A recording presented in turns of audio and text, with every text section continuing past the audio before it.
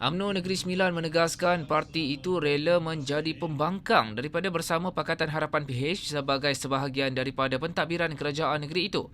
Pengerusinya Datuk Seri Jalaluddin Alias berkata ini kerana pihaknya tidak mahu terpalit dengan kesalahan yang dilakukan oleh Menteri Besar Negeri Sembilan, Datuk Seri Aminuddin Harun terkait krisis adat dan perlembagaan negeri itu. Beliau berkata fokus UMNO Negeri Sembilan kini adalah bersiap siaga menghadapi pilihan raya ke-16 PRU16 sekaligus menang keseluruhan kerusi Dewan Undangan Negeri DUN untuk kembali dominan semula. Katanya jangan menggadai masa depan UMNO kerana mahu menjaga rakan atau mana-mana pihak. Menurutnya selagi mana Presiden UMNO Datuk Seri Dr. Ahmad Zahid Hamidi memberi kepercayaan kepada beliau sebagai pengerusi Badan Perhubungan Negeri, beliau akan melakukan yang terbaik. Beliau berkata demikian ketika berucap di konvensyen 80 tahun UMNO di Pusat Dagangan Dunia Kuala Lumpur WTC KL pada Sabtu 2 Mei.